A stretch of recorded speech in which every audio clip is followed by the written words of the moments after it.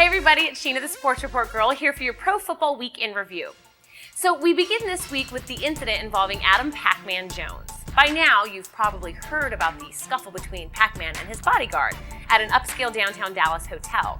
Apparently, there was some sort of private party Pacman was attending late Tuesday night. As I understand it, it was by invitation only. That said, Pacman had his bodyguard with him, a bodyguard provided by and paid for by the Dallas Cowboys. Now, you have to understand something here. This bodyguard's whole purpose for being is not so much to keep trouble away from Pacman, but Pacman away from trouble. It's a subtle but significant difference. Anyway, the details are thin, but from what I can tell, the men were driving around town, stopped at the hotel, and while in the restroom, the bodyguard was attacked by Pacman. The police were summoned, but no one was arrested or charged. Jerry Jones met with Pacman the next day and seemed convinced that the incident was just a couple of guys jawing at one another. But here's the disturbing part. This all happened late Tuesday night, the night before the all-important Wednesday practice. For those of you who may not understand, Wednesday is the day coaches install their new game plans for the week. The day usually begins with early morning meetings, followed by tough practices and more meetings late into the evening. But did Pacman have his teammates in mind by making sure he was rested and ready for the tough day? No. He was out late having a good time thinking only of himself. But being selfish doesn't really explain his actions. You know why? Because the next morning, he had a previously scheduled meeting with NFL Commissioner Roger Goodell, the man responsible for allowing him back into the league after an entire year off for basically making poor decisions in the first place. You see what I'm getting at here, huh?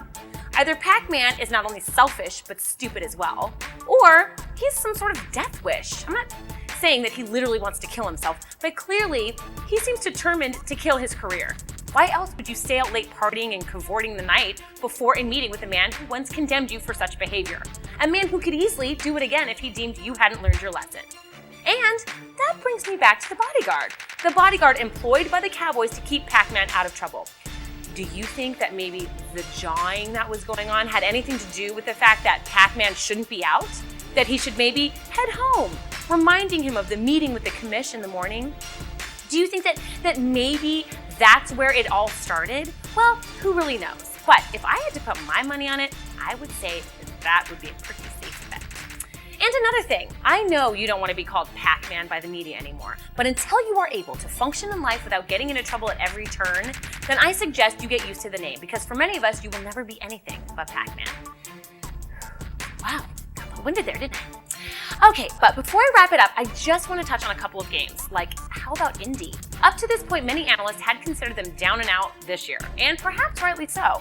Last week would have been a loss for them had Sage Rosenfeld not tried to be John Elway. But the Colts steamrolled a Ravens team that looked pretty solid the first 2 weeks of the season. And what about the Falcons? They have a rookie head coach, a rookie quarterback, and though not a rookie, a tailback that's a first-year starter. After what happened last year, it's incredible they are finding ways to win down in Atlanta. And last, what can you say about the ineptitude of the Raiders? It's embarrassing, really.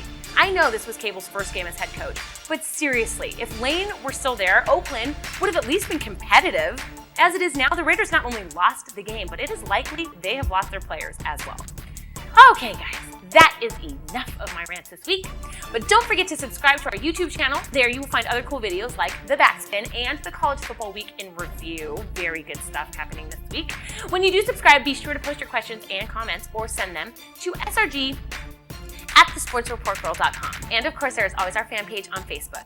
See you back here next week for another edition of the Pro Football Week